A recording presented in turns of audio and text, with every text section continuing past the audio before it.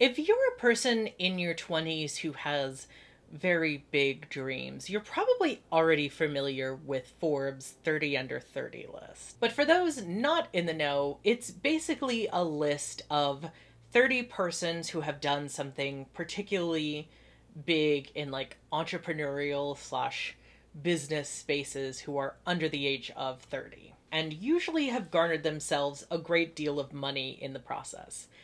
And I'm embarrassed to admit this now, but there was a time when I really, really wanted to be on this list. Like, I had it on my vision board for like a couple years running. I know, it's not a cute look. For those of you who maybe never had dreams quite that big, you've probably seen no end of articles like this or this or even this, or any number of articles that feel like they are attacking you constantly for things that you could have done in your 20s but probably didn't. Growing up, I put a lot of emphasis on reaching my dreams before I was 30. This omnipresent, omnipotent deadline that was so ominous and hanging over my head like a sword of Damocles. It was, it should be noted, a completely arbitrary and really only in my head real deadline, but it felt very crushing. And I started to wonder, where the hell did that come from? Was it really just something I put on myself? This idea that I had to accomplish all of these great, huge milestone dreams that I'd had for myself before the age of 30, or otherwise, I might as well pack it in because it's all downhill from there. Why is that? Why was 30 the magical number?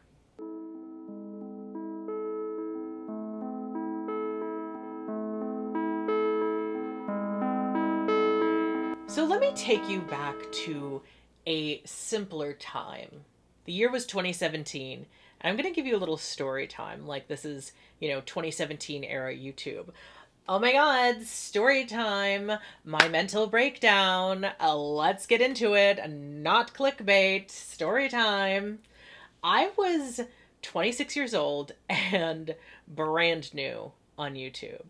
And in those days, I think storytime videos were actually kind of a bigger thing. They don't really exist anymore, so it's kind of this throwback thing. I was having a pre-midlife crisis. Honestly, before the age of 20, I was having like regular pre midlife quarter life crises.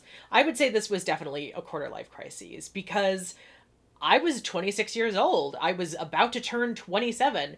I started doing YouTube in April of 2017, and the knowledge that I had 3 more years until I hit 30 was absolutely crushing to me.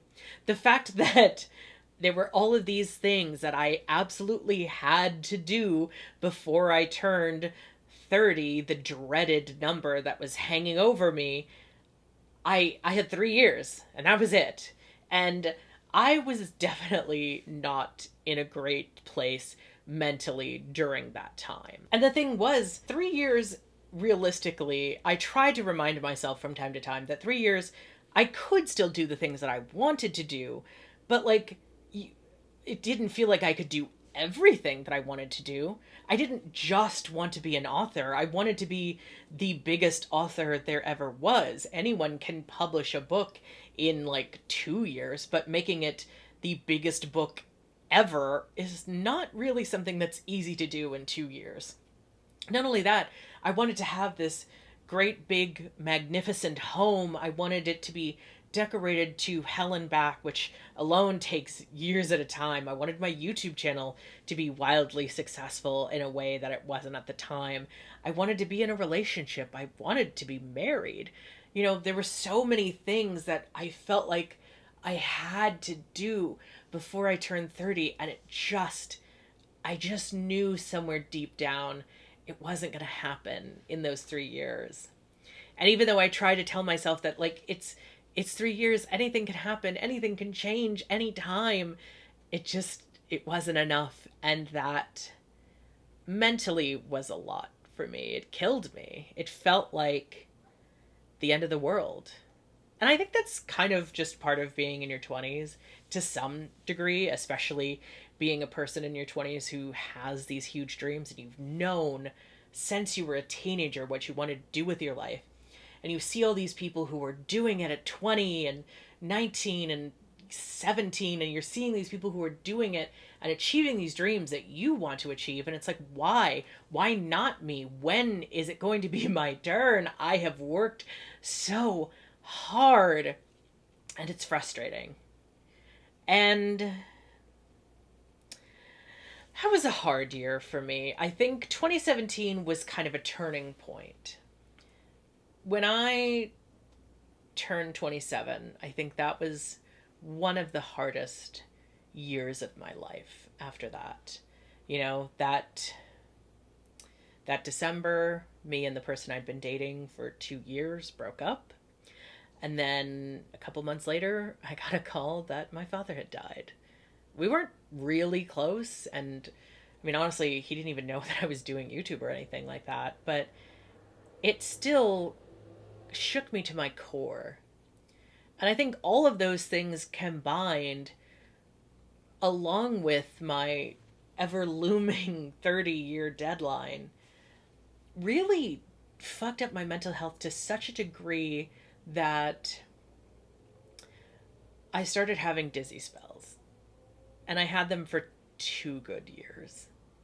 I still get them occasionally if I get overly stressed, but it was a really, really hard time. And I can't help but wonder if at least part of that came about because of this realization that I was 2 years shy of 30, and I didn't know how it would ever be possible for me to achieve these huge, huge dreams that I had set for myself. If any of this narrative sounds familiar to you and you're a person in your 20s at any point, I want to say welcome, and also that I'm sorry, because it's a very rough time, your 20s. Nobody tells you that. I think people who are in their 50s, especially 40s and 50s, kind of add a nostalgia to their 20s. But as someone who was just recently in my 20s, I can tell you my 20s were not a great time. And I don't know that a lot of people's 20s are a great time, because it's sort of this moment where you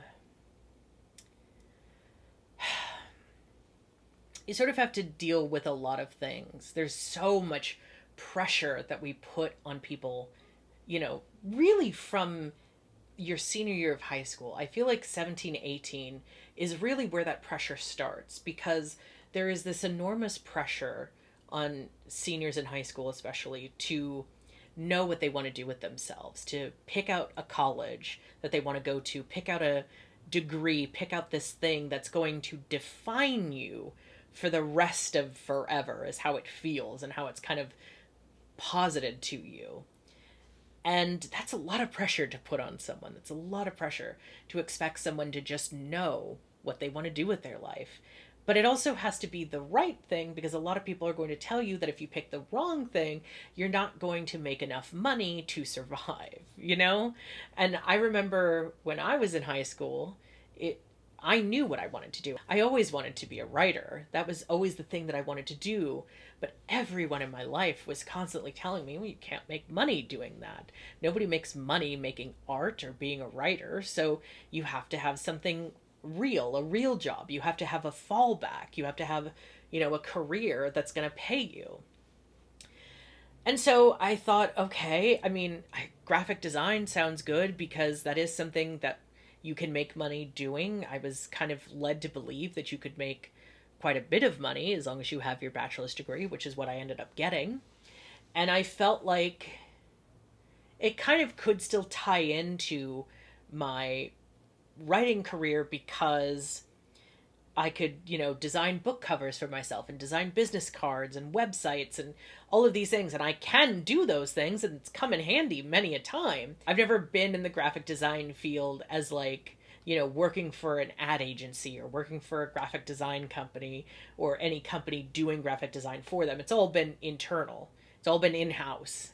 And that's, again, my branding is based on me. It's all from my vision, and that's great, and that's fun, and that's fantastic. But when you get a very expensive degree, it's a little frustrating.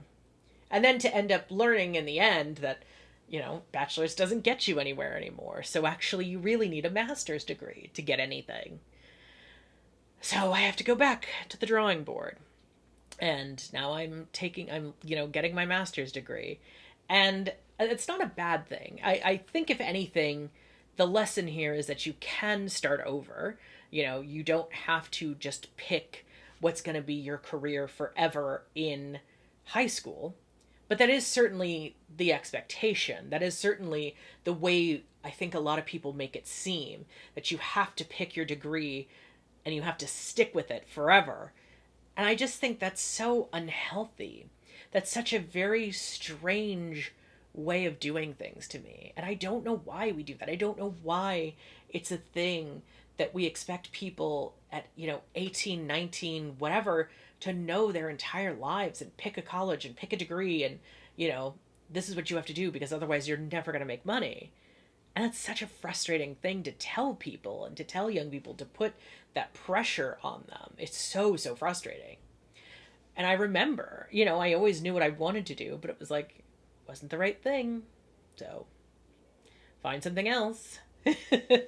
In some respects, because of how bad those dizzy spells got, because of how rough those, last 3 years were for me, I felt in a lot of ways that I had been robbed of my 20s.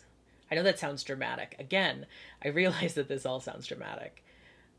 But when you think about it, when you really, really stop to think about it, all of this pressure we put on people to accomplish so many things before they're 30, to accomplish things in their 20s, and it's not just like personal pressure, it's societal pressure. There's so much obsession with, what people in their 20s have accomplished, what people in their, teens accomplished. There's so much pressure to like force people to do things when they're younger. And we don't hear about people in their 30s doing things. We don't hear about people who start over in their 30s. We don't hear about people who start over in their 40s. We don't hear about people who, change careers in their 50s or get married or write a book or, do anything exciting or big. And I just find that so tragic because it's like all we care about. And I mean, that's even true in like literature. I think a lot about like the books that get really big and the types of characters that we see on TV oftentimes.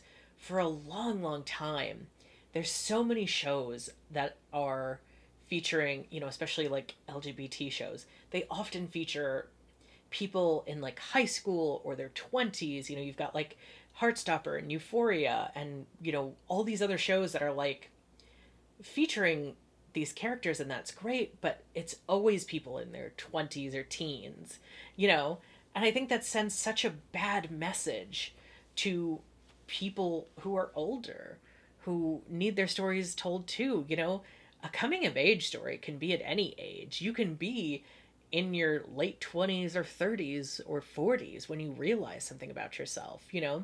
You can be in your 40s or 50s when you make a total life change. I mean, I'm 33 and I'm, making a big career change by getting my master's degree and getting an MBA. It's like you can decide to do things at any age and completely go back to the drawing board or find a new hobby. You don't know how old you're going to be when you find a hobby that can completely change your life and make you feel like, oh, this is the thing that I've been looking for. You could be 40, you could be 50, there's so many things that can happen throughout your life. And I just feel like it's sad that those stories don't get told a lot of times. We don't hear about those stories. So often we're focusing on, every time I turn around, there's a new article from, Business Insider or Forbes or whoever about, some 22-year-old who's making seven figures with their side hustle. And it's like,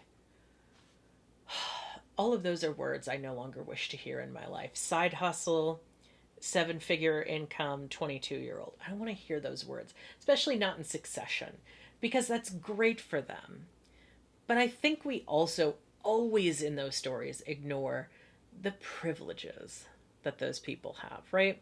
There's always something, you have help from parents, you had help from, friends and family. Something, it's not, saying it's a side hustle that made you seven figures where you, let ChatGPT write a book for you and you sell it on Amazon.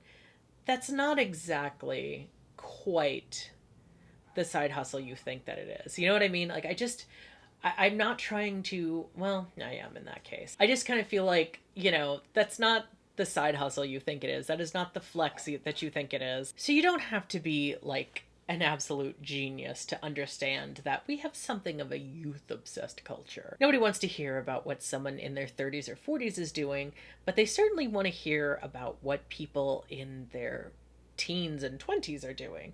I mean, just look at the most recent season of RuPaul's Drag Race, season 17. It somehow has surpassed yet another record for the youngest cast ever, to the point that the queen that was 33 years old was called the grandma of the season.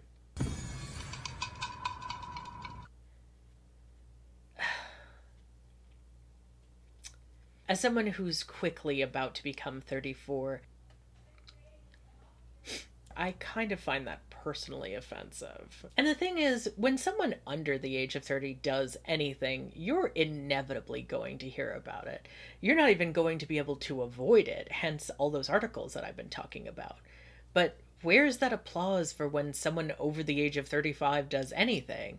Where's the applause for the person in their 40s who got their PhD? For someone in their late 30s getting an MBA? Or someone in their 50s becoming a lawyer?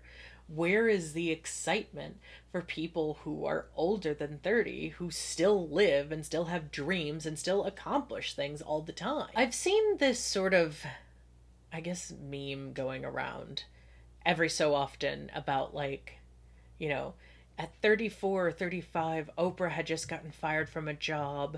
At 40, so-and-so had just written their first book. There's all these stories about people who managed to accomplish something later in life and became wildly successful because of it.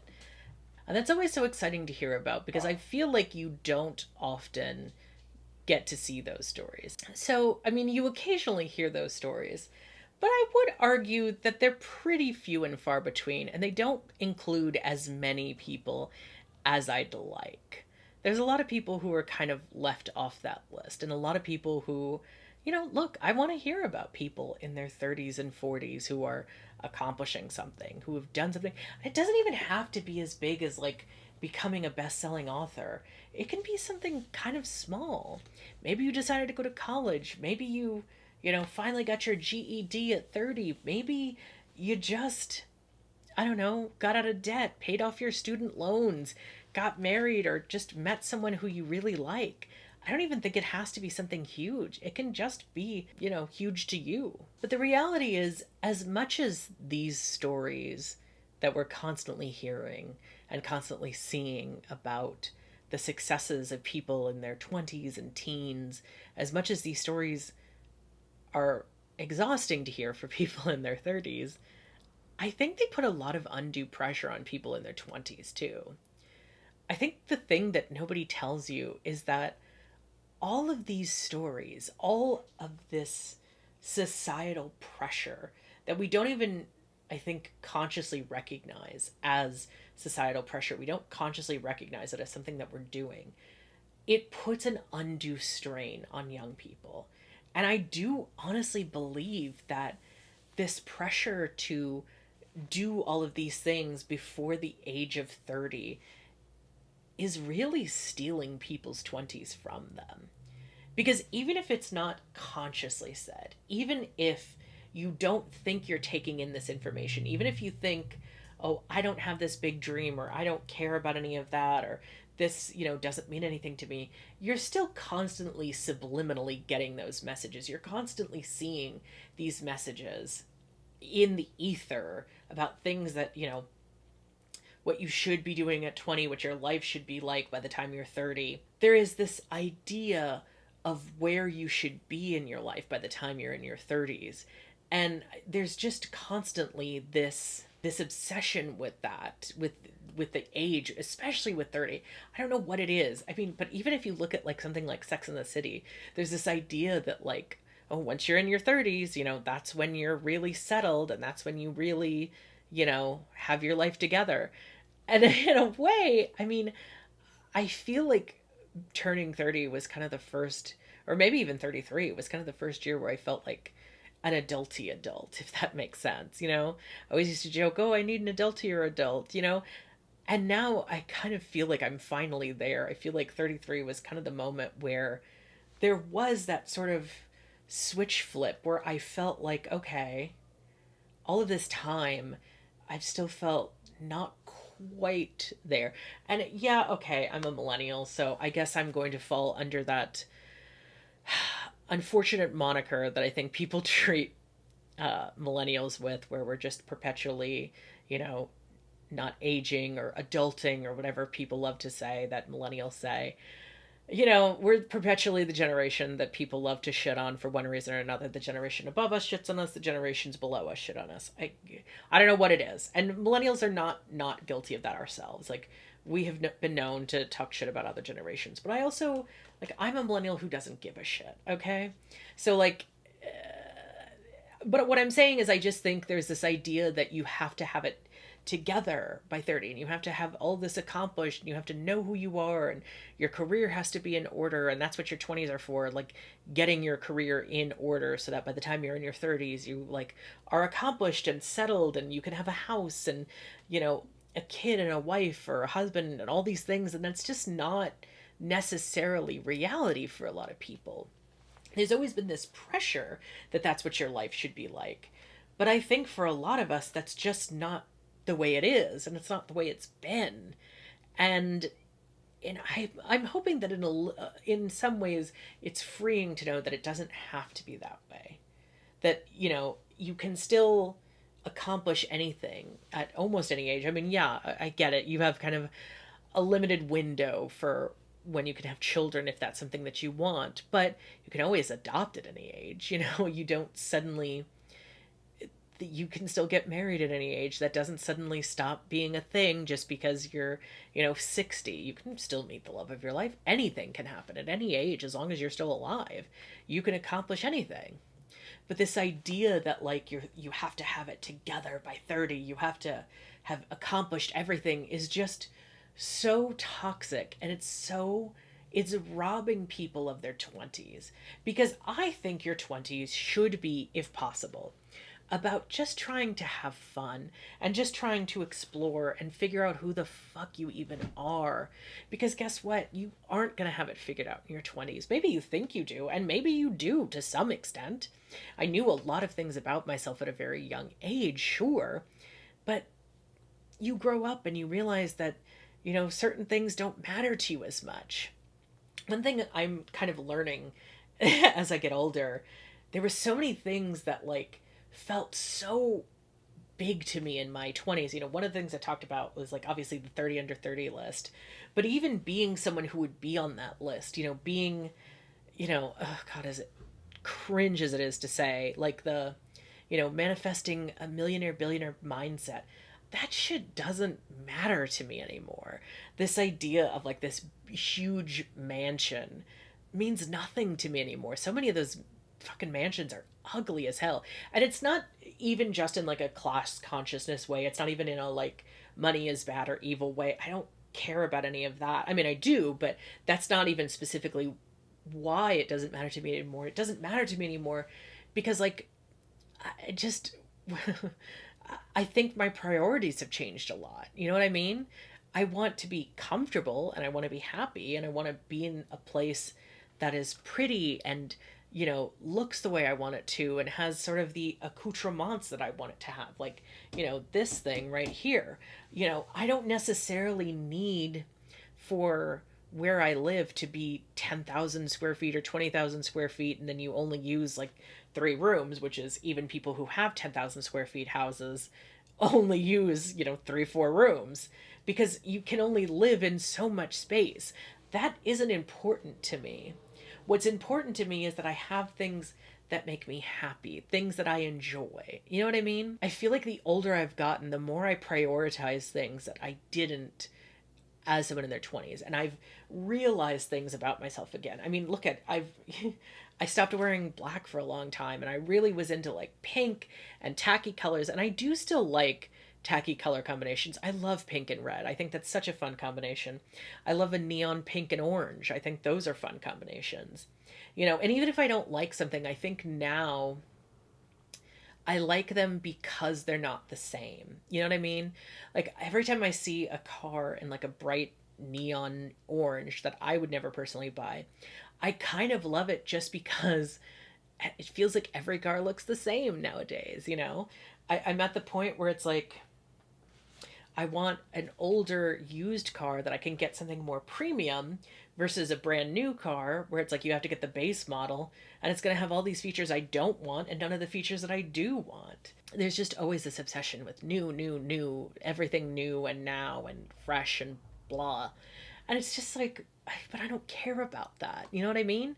I don't care about that the way that I used to. And I think that's the point, is like my priorities have changed from my 20s to now. The things that I used to, there are little things that I think have changed and evolved. And then there are bigger things that have changed and evolved. Obviously, I've realized a lot about myself from my 20s to now. And I'm not saying that you don't know yourself in your 20s, but I think the part of the fun is finding yourself in your 20s. And I just feel like, in a way, expecting you to have your life figured out by 30, expecting you to have it all figured out and know exactly who you are and what you want to do and what you're going to accomplish, I think in some ways limits you. And I think it's stealing people's 20s from them. And I think it's stealing people's entire lives. I think you should always be growing and changing as a person. I don't necessarily think I'm going to be the same person at 40 that I was at 30. I don't think I'm going to be the same person at 50 that I was at 40 either. You know what I mean? In a lot of ways, I've told my mother, I think she looks better in her 50s than she did in her 40s. She's happier now than she was in her 40s. And like, so for me, you never stop growing. You never stop getting better. You never stop learning and changing. As long as you're alive, you can always change. You can always learn. You can always grow and get better and get happier. You can always make changes. And I think there is this obsession with talking about things that, someone who's 20 did. And I'm not saying that's a bad thing. I'm not trying to shit on anyone in their 20s.